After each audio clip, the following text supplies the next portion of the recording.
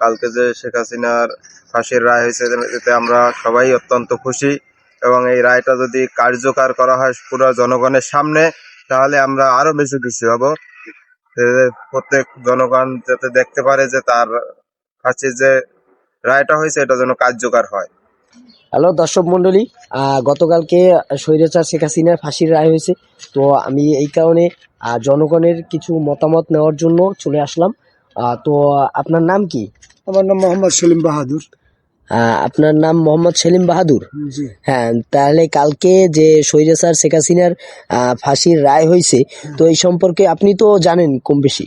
হ্যাঁ, শুনছি আমরা ফাঁসি হয়েছে রায়, ফাঁসির রায় হয়েছে।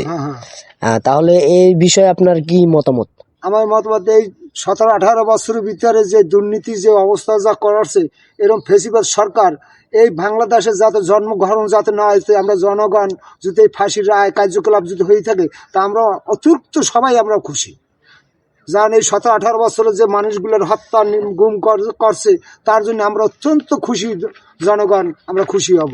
অত্যন্ত কায়েম করছে তারা, মানুষ অনেক মানুষ নিরীহ মানুষ মার্ডার করছে, আন্দোলন মানুষ মার্ডার করছে, গুলি করছে, গুম করছে। এই সব মানুষ এই ফেসিবাদ সরকার যাতে বাংলাদেশে আর কোনো সরকার যদি এইরকম যদি জন্মগ্রহণ যাতে না করতে পারে। আমার নাম মোহাম্মদ রিয়াজুল ইসলাম। কালকে যে শেখ হাসিনার ফাঁসির রায় হয়েছে এতে আমরা সবাই অত্যন্ত খুশি এবং এই রায়টা যদি কার্যকর করা হয় পুরো জনগণের সামনে তাহলে আমরা আরো বেশি খুশি হব।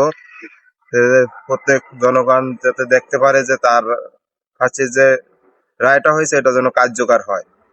বাংলাদেশে আর কোনো স্বৈরাচার সরকার যেন আর আসতে না পারে, যে এটা দিয়ে যেন তাদেরও একটা শিক্ষা নেয়, যেন আমরা সামনে কোন যে সরকারই আসুক যেন এরকমের অত্যাচার নির্যাতন মানুষের উপরে না করে। মন্ডলী, শুনতে পারছেন আপনারা যে আগামী যে সংসদ নির্বাচন আসতেছে, তো আমাদের এই স্বৈরাচারের আপনার কঠিন বিচার তারা দাবি করতেছে, যে কারণে যেন আর এই বাংলায় যেন আর কোনো স্বৈরাচারের জন্ম না হয়, সেই জিনিসটাই কিন্তু সাধারণ জনগণ চাচ্ছে। তো আশা করি সবাই ভালো থাকবেন, সুস্থ থাকবেন, আর এই ভিডিওটি শেয়ার করার চেষ্টা করবেন।